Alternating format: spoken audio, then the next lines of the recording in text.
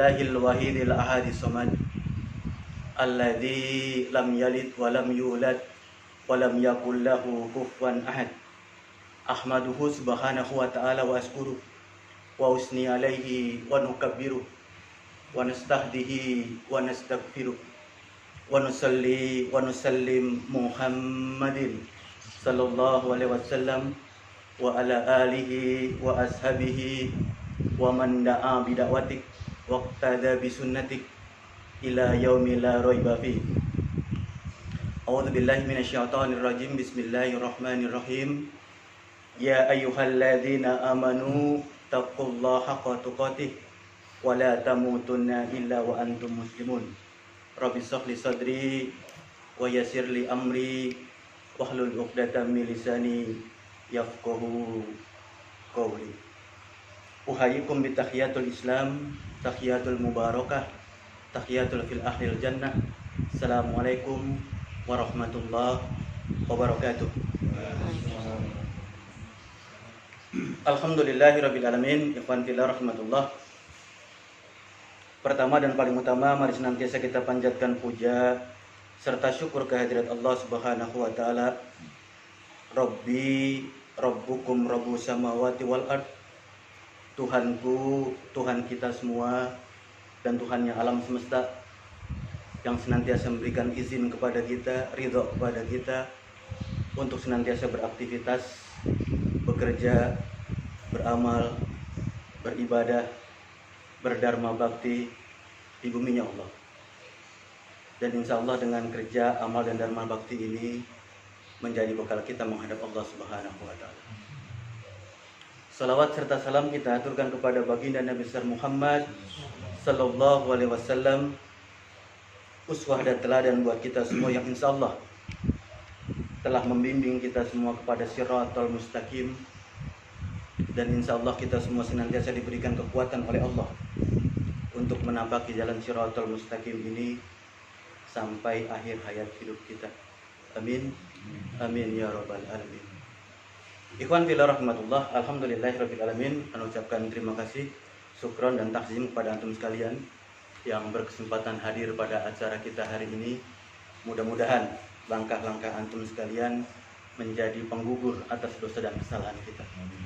Dan insya Allah duduknya kita semua hari ini menjadi wasilah Allah senantiasa berikan kemuliaan kepada kita dunia dan akhirat. Amin. Amin ya rabbal alamin. Ikhwan fillah rahmatullah. Sekarang kalau hijriah tanggal berapa nih? Kalau hijriah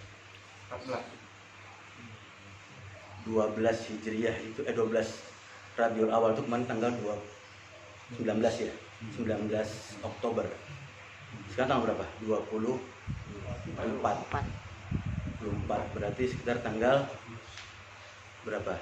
17 ya. 17 Rabiul Awal.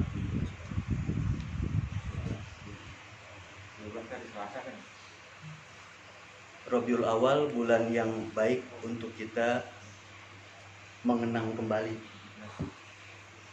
perjalanan dharma bakti Rasulullah SAW dalam menegakkan al-Islam.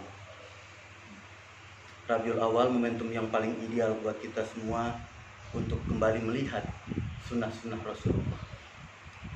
Rabiul Awal, bulan yang paling ideal buat kita semua untuk bercermin, sudahkah langkah dan gerak langkah kita sama seperti gerak dan langkah Rasulullah SAW dalam menegakkan, mendakwahkan, dan memperjuangkan al-Islam.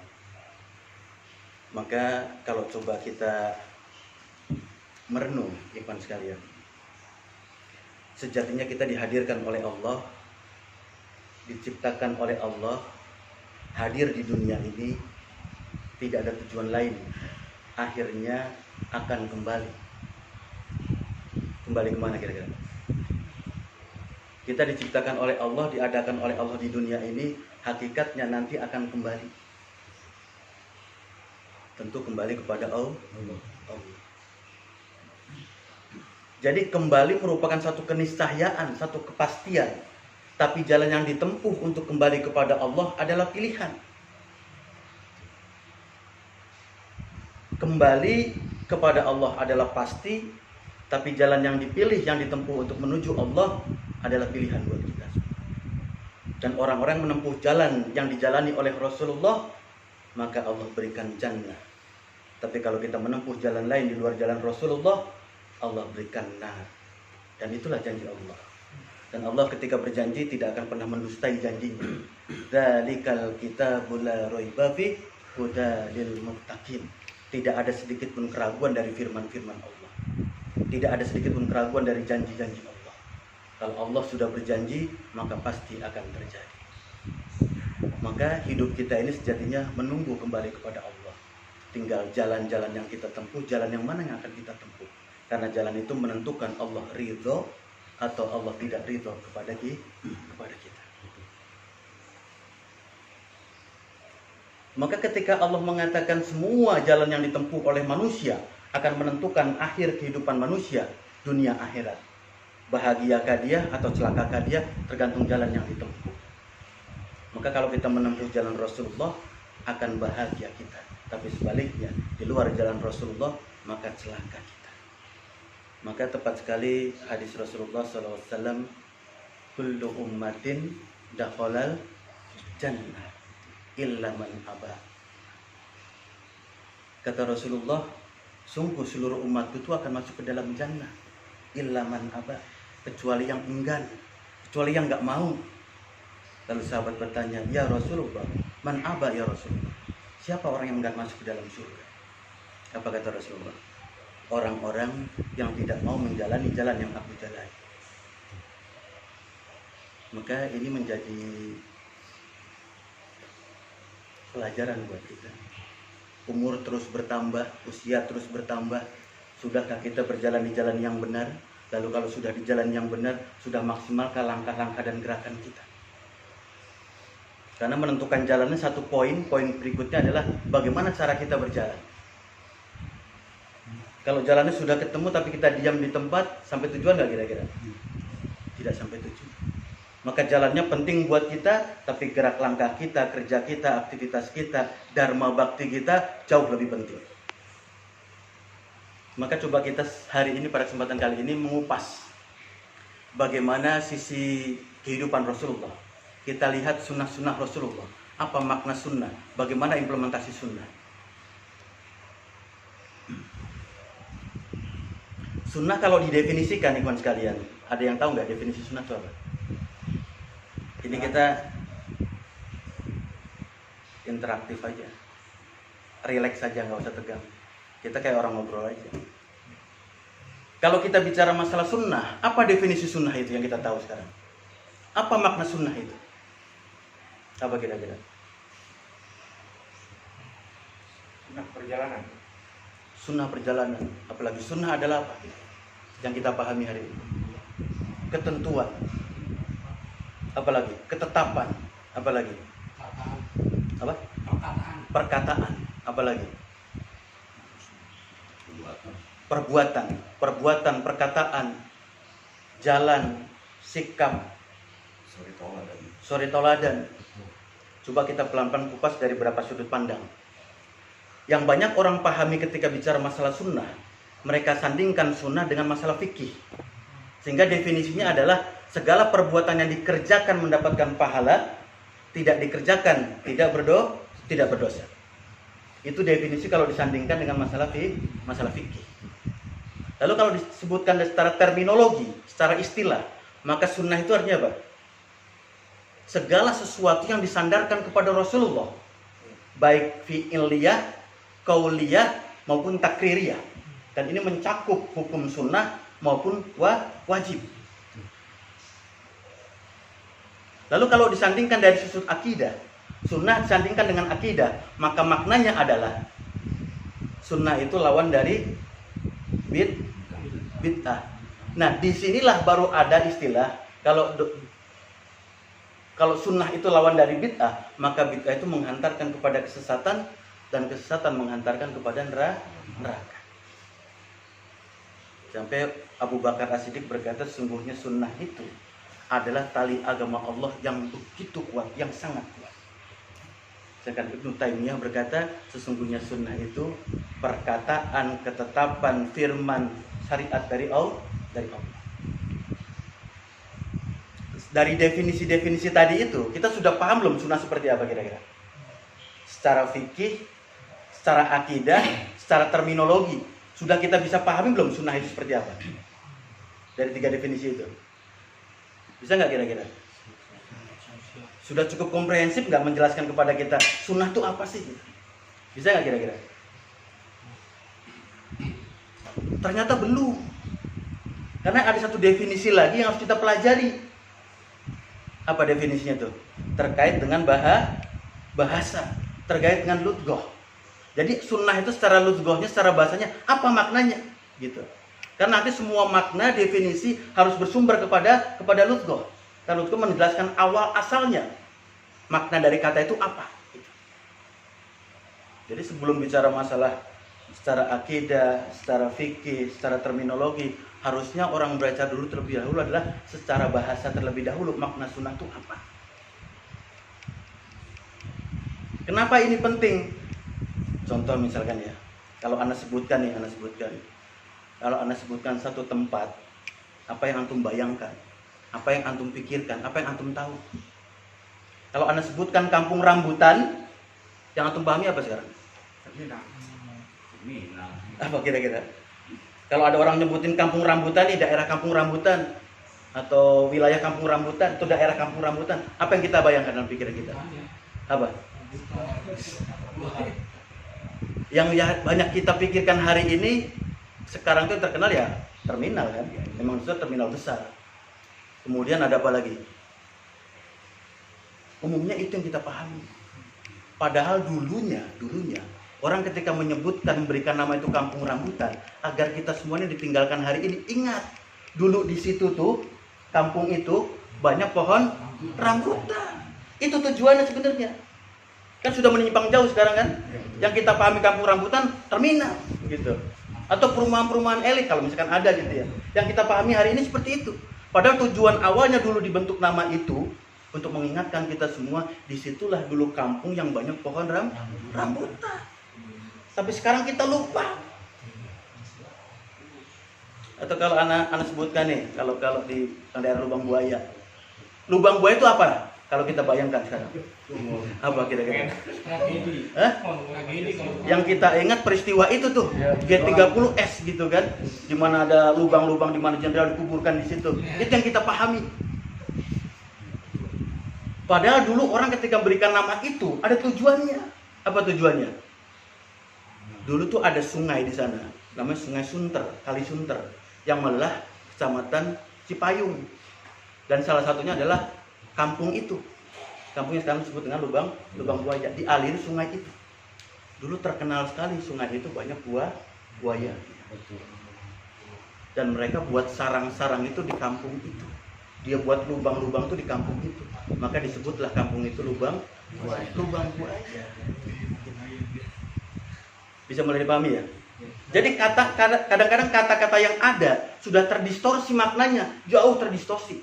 Maka kita mau kembalikan lagi makna sunnah berdasarkan kata, secara bahasa, apa maknanya? Gitu. Contoh misalkan Bekasi. Tahu nggak Bekasi dari mana asalnya? Kata Bekasi itu, penamaan Bekasi itu.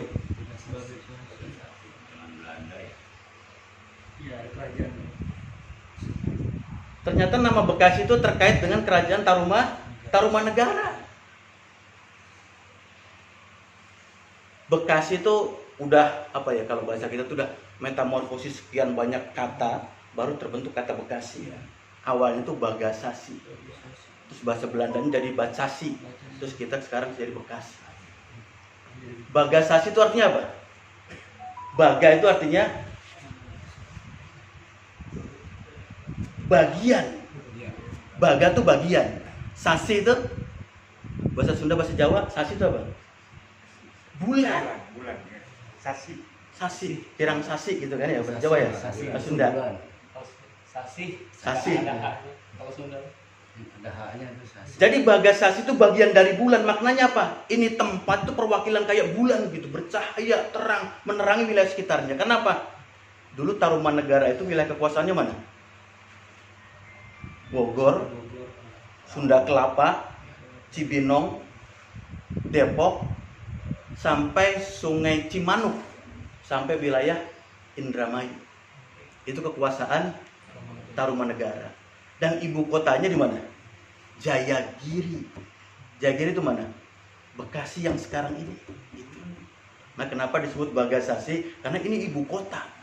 Terangnya, megahnya, bagusnya seperti bulan. Maka disebut dengan Bagasasi.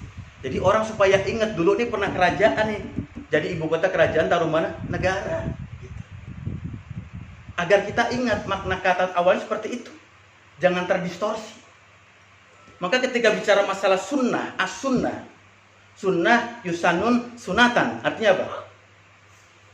Jalan. Jalan yang ditempuh oleh Rasulullah. Untuk apa? Untuk menjalankan Islam, mendakwahkan Islam, dan memperjuangkan Islam. Jalan yang ditempuh oleh Rasulullah untuk menjalankan Islam, mendakwahkan Islam, memperjuangkan Islam, itulah sunnah. Nah, seringkali kita lupa sekarang makna itu. Seringkali kita terdistorsi oleh pemahaman orang. Bahkan hari ini maaf, kalau bicara masalah sunnah itu kayak satu kata yang menjadi konflik buat kita. Iya kan? Pernah nggak antum misalkan ngajak orang untuk ikut ngaji? Mas, Pak, yuk ikut ngaji di rumah saya. Terus dia bilang begini, pengajiannya sunnah nggak? Gitu. Atau ustadznya sunnah nggak? Gitu. Pernah nggak dengar begitu? Pernah? Ada yang begitu ya? Jadi kita ajak ngaji, dia nanya, yang ngajar sunnah nggak? Ustadznya sunnah nggak? Pengajiannya sunnah nggak? Itu secara tidak langsung dia mau mengatakan di luar ustadznya itu berarti ustadz bid'ah. Kalau bid'ah kan ngeri.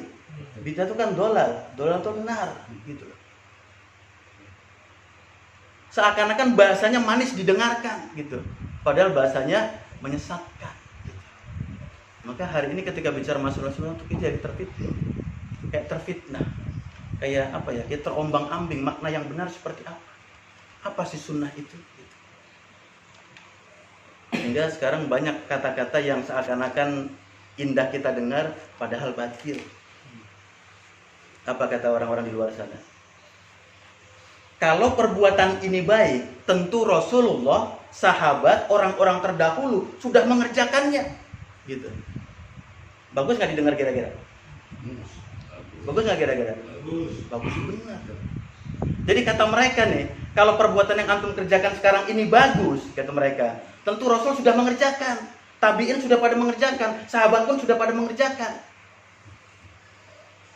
Seakan-akan bagus kita dengarkan, padahal ini perkataan jahiliyah. Perkataan jahiliyah. Karena awal-awal dakwah Rasulullah SAW ketika berdakwah, mereka pun mengatakan hal yang sama. Wahai Muhammad, kalau engkau bawa ajaran ini adalah hak, dakwahmu adalah benar, tentu orang tua kami telah masuk ke dalam Islam terlebih dahulu. Itu kata mereka. Jadi ini perkataan-perkataan batil yang sekarang ada di masyarakat, dan kita mesti mensikapi secara benar. Dan ada lagi perkataan mereka, kalau tidak pernah dikerjakan oleh Rasulullah, tidak ada contoh dari Rasulullah, maka semuanya sesat, semuanya bid'ah.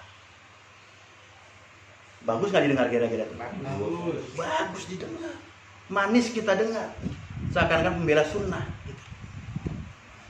Padahal setelah wafatnya Rasulullah SAW, kekhalifahan dipimpin oleh 4 khulafaur rasyidin, banyak hal-hal baru dikerjakan oleh mereka yang belum ada zaman Rasulullah.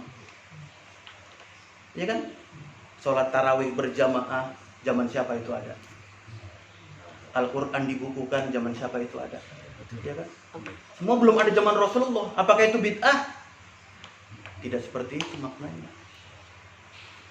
Maka coba pelan-pelan ikhwan sekalian, kita pelajari bagaimana sunnah Rasulullah itu dalam berdakwah, dalam berjuang, dalam menjalankan Islam. Pelan-pelan kita melihat bagaimana dakwah Rasulullah, dan yang perlu kita contoh bagaimana Rasul berdakwah, bagaimana sunnah Rasul ketika berdakwah.